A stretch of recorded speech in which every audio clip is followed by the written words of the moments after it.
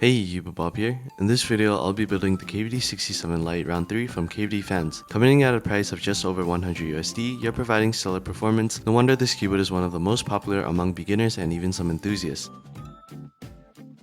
This kit comes in a black carrying case, and opening it up reveals two plastic bags. The first one contains the screws, screwdrivers, rubber feet, and silicone mounts.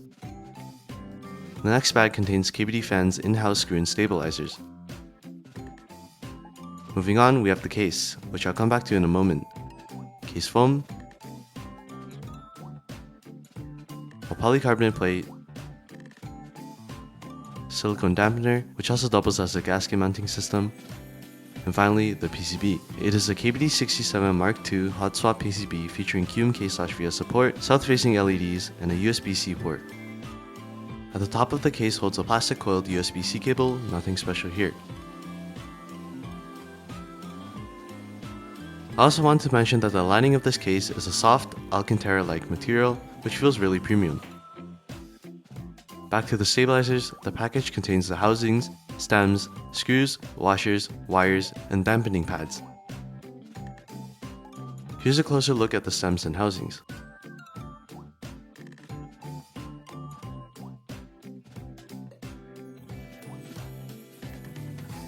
I will be lubing, wire balancing, and holy modding these stabilizers.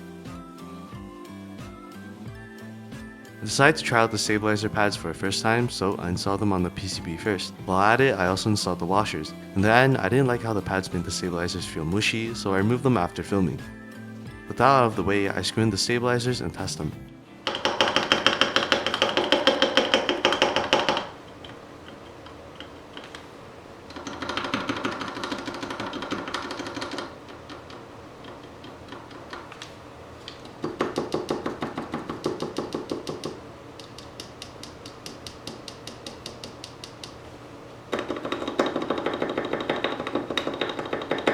After testing each modifier, I noticed that the enter key had some ticking, so off camera I rebalanced the wires again and the issue was solved.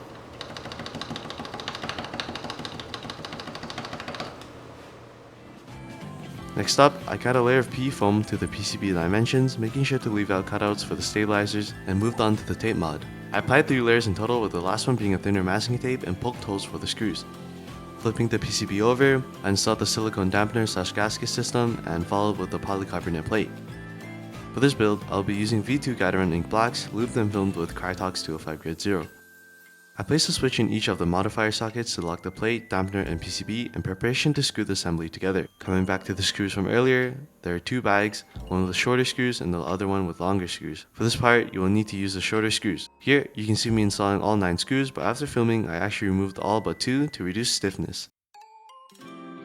Anyways, with that out of the way, I quickly installed the rest of the switches and moved on to the case. For this build, I went with the white case, but KBD Fans does offer 7 other colors as well. The case is made out of ABS plastic and feels sturdy.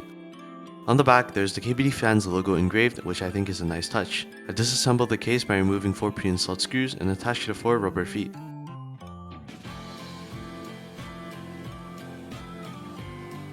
After that, I insert these small silicone tabs in the upper case, which I think are to help with the mounting system.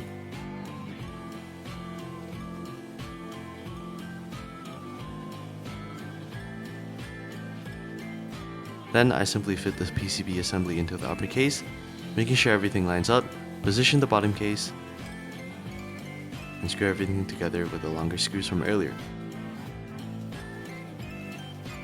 I plug it in to see if everything still works, and we are good to move on.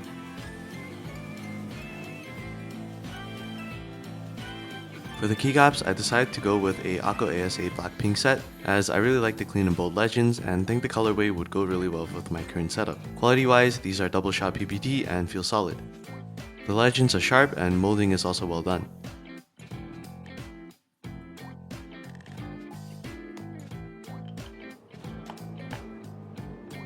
With that being said, the build is now done.